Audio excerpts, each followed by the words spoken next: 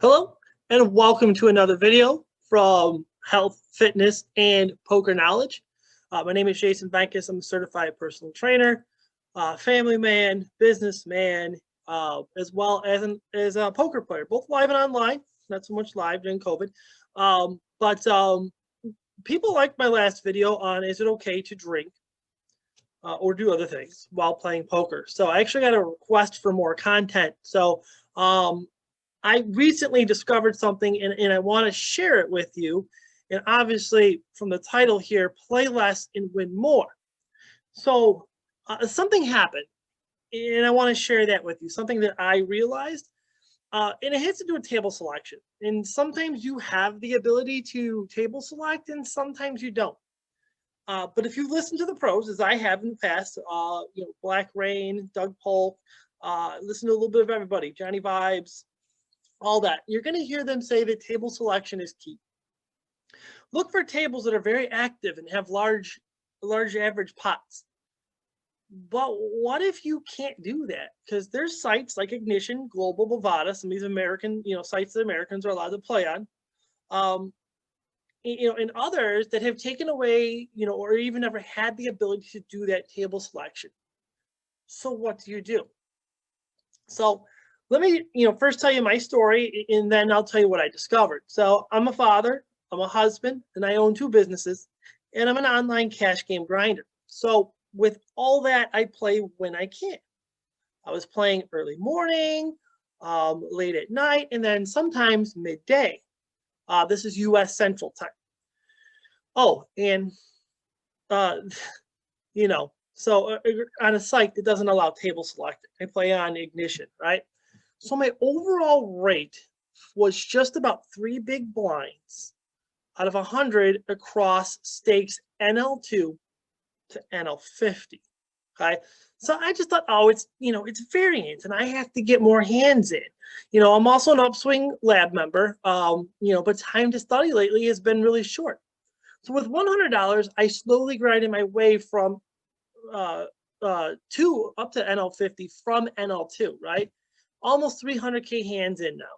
So but it wasn't until I made this one switch that I was able to take a shot at NL100. To put it into perspective, I was at 102,000 hands out of 300,000 at NL50.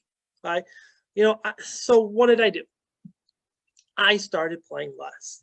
Not necessarily less hands, though that's kind of how February worked out for me, but less hours actually. I realized in late January that I was getting absolutely killed, just smoked in my midday sessions. Again, this is US Central Time. So I went back and I looked at a few months and realized that this was true over at least 40K hands, at least the 40K hands I look at. And I would suspect that everything in between would be the same as well. So again, 40K, not the largest sample size, but it's not bad either, considering it's, still a large percentage of my 300,000 hands. So let me kind of show you what I mean here. I'm going to do a bit of a screen share. Where's my screen share button? All right, I want to show you my stats for Ignition. Okay, this is what we're going to share. Boop, boop. All right, so you should be seeing my screen now. Look at this. This is January. When I discovered, right at the end of the month, I discovered that I was getting crushed in my midday sessions. So looking here, you can see this was all my morning sessions. I play a lot in the morning. I get up at 5 a.m. Explain that later. I'll explain why that's actually strategically good. A little bit at night and a lot during the middle of the day. So when you look at this, here's mornings. My rate in January was 8.76 out of 100.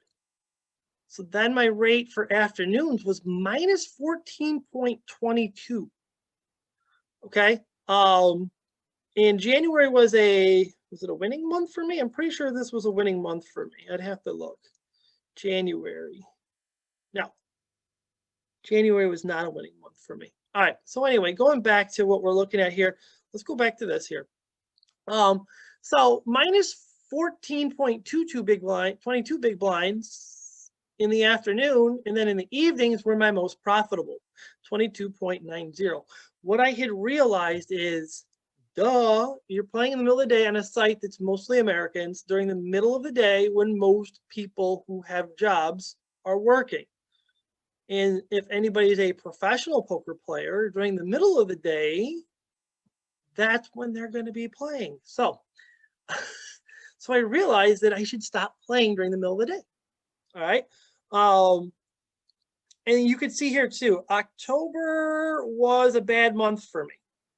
October was my biggest losing month ever. It's only $400.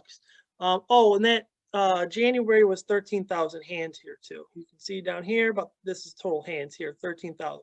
October, even though I lost both morning, afternoon, and night, look at the disparity between, again, over 12,000 hands here during the morning, the afternoon, and at night. Okay, night was the best, even though still didn't win. Afternoons was the worst, and mornings was right there in the middle. All right. Just before in September, I had my best month ever. All right. You can, if you look at my all hands graph, you can see I kind of bopped around a lot here, a lot. You know, up and down, up and down, up and down. So let's look at September. Again, about 13,000 hands. This was a $600 winning month for me. And you can see that in the mornings, I had 18.919 big blinds per 100. In the afternoons, even in a winning month, minus 5.27. And in the evenings, 8.72. So what did I realize? I realized that I should play in the mornings, early mornings, like 5 a.m. my time, because on the West Coast, it's 3 a.m. You got people that might be drinking or up too late, getting at the end of a session. You want to hit those people. And then by playing at like 7 o'clock at night, my time, then you're hitting the East Coast, people that might be trying to get a quick hour in before they put their kids to bed, or, you know, are already drinking and stuff like that. And then these people become, you know, bigger fish. So I had been stuck, right?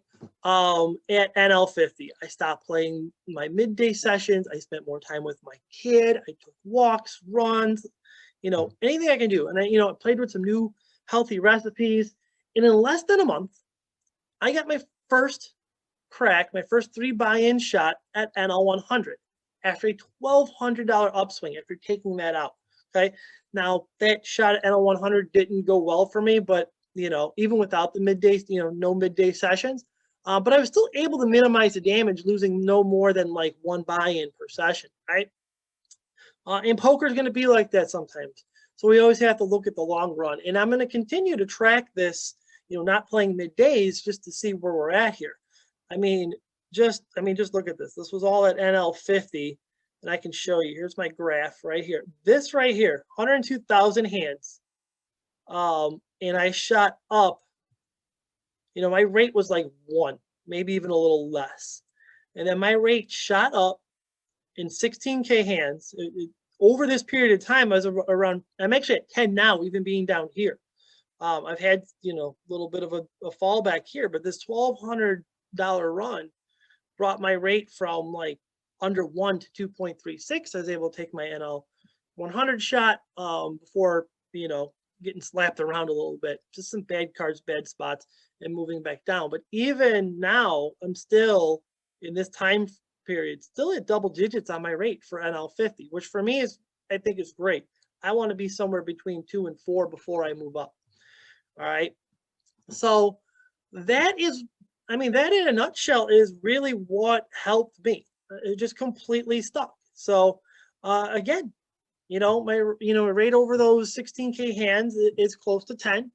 You know, up through this morning, and I didn't get a whole ton of hands at NL100, but we'll come back to that. And actually, we'll talk about that when I talk about how I turned $100 into $2,500 and how you can do the same. All right. So play less, win more.